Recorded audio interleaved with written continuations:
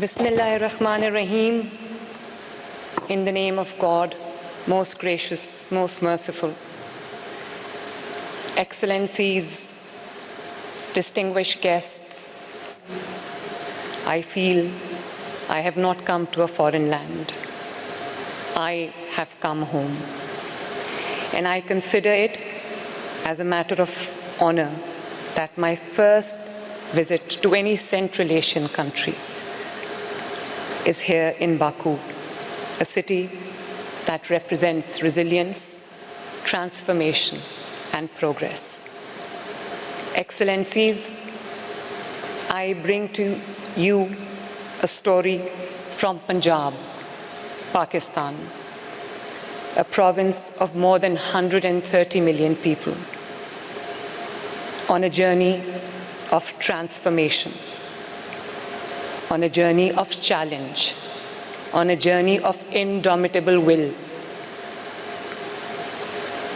on a journey of unwavering resolve to redefine how cities are built and how dignity is delivered.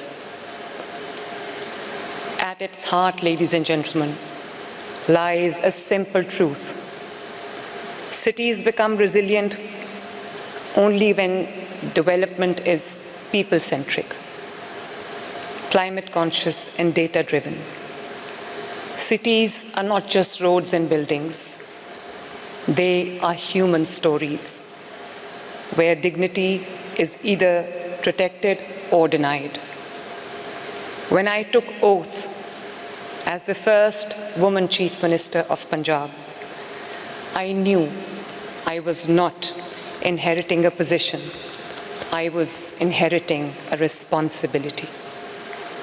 A responsibility to the woman walking miles, carrying water for her family,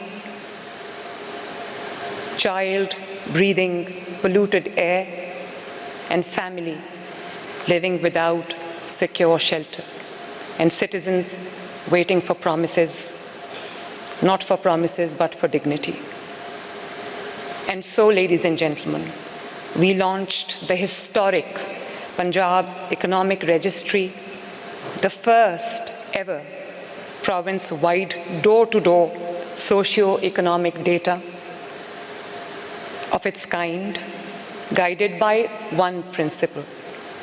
No one should be left behind. Because if something is not measured, ladies and gentlemen, it cannot be fixed. So our first priority was shelter.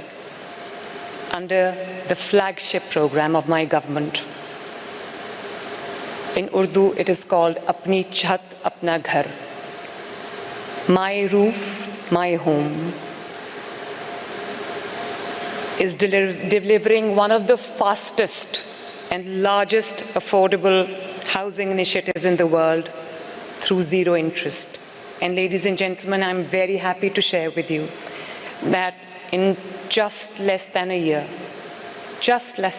160 families have received housing support, and more than 100,000 families have completed and already moved into their new homes. But ladies and gentlemen, behind every number is a challenge. A mother no longer fearing rain on her children, a father finally able to say that this is my home. This is not just housing, ladies and gentlemen. This is a dignity. This is dignity made permanent.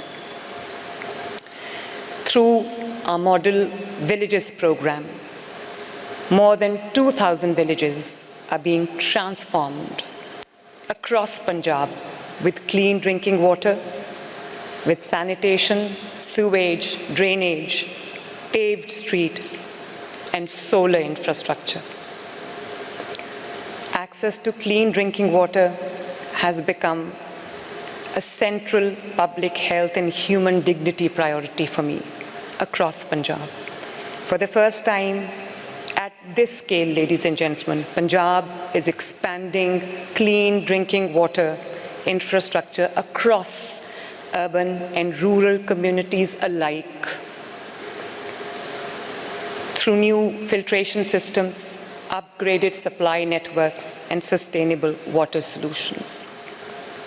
Because no woman should have to walk miles carrying water for her family, and no child should suffer because of unsafe drinking water. Because dignity must not depend on geography. When villages are dignified, cities are strengthened.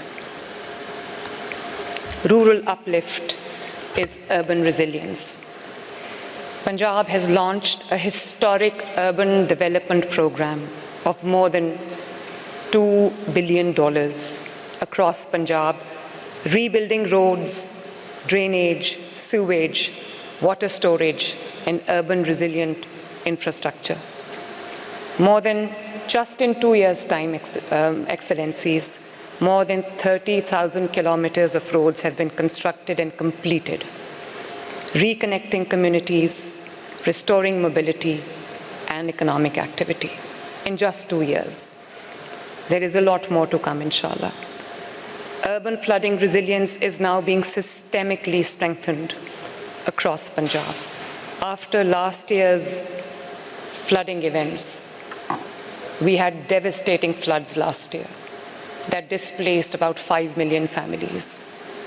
And to rehabilitate them was no mean feat, ladies and gentlemen. So now we immediately shifted toward flood-resilient infrastructure and climate-adaptive urban planning. This is the first time in decades that urban flooding is being addressed in a structured and data-driven way. For the first time, under magnificent Punjab, we are undertaking a comprehensive revival of tourism, heritage, and cultural infrastructure across Punjab. More than 100 heritage sites, museums, archaeological landmarks, ecotourism destinations, and religious sites are under renovation, restoration, preservation, and rescue, reconnecting our people with history, identity, and culture, while making our cities more tourist-friendly, inclusive, and globally connected. Lahore, the capital of Punjab, is a walking museum and the cultural heartbeat of Pakistan, has proudly been declared the ecotourism capital for 2026 and 2027. The SCO has also recognized Lahore as a major tourism and cultural destination. I invite you all earnestly to come and see the magnificence that Punjab holds. This revival is not only about preserving the past.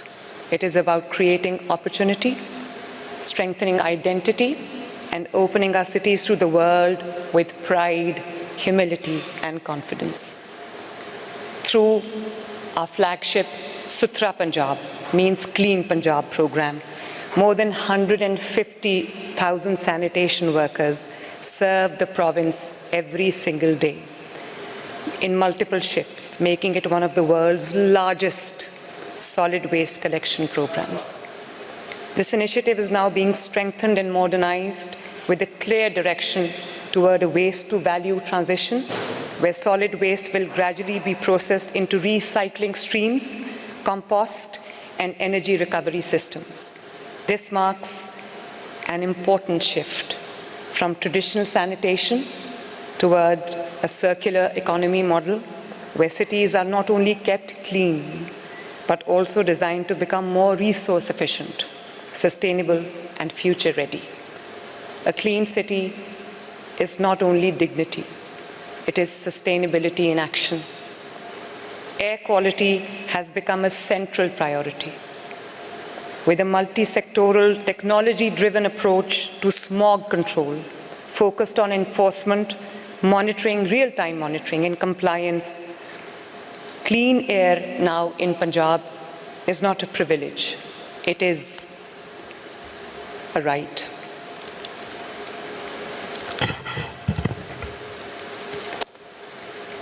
Punjab is building a clean mobility future.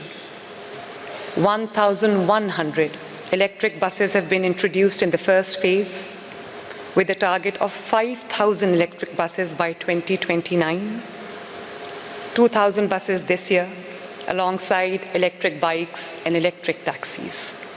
Under Plant for Punjab, we have planted over 50 million trees in 2 years, restoring ecological balance and building urban forest rings. 1% of all the development spending is now dedicated to climate resilience. We have expanded the Safe City, technology-driven camera surveillance program to all parts of Punjab. The whole of Punjab is now CCTV monitored, because I believe that safe cities are not only about surveillance and keeping an eye on law and order. They are about technology, they're about prevention, they are about protection, especially for the vulnerable sections of the society, for women and children and every citizen. Excellencies, my dear friends, ladies and gentlemen, Honorable President of Azerbaijan today rightly said in the morning opening session that development demands courage, because courage leads to bold decision-making, and decision-making leads to effective implementation. I fully agree with this guiding principle, and this is what I'm taking home, Excellencies, because courage is at the heart of every meaningful reform and project I am pursuing for the last 2 years. From housing to urban resilience, every project I have undertaken is driven by bold and daring spirit to change the status quo. For every leader, this strikes a chord that development is never cautious.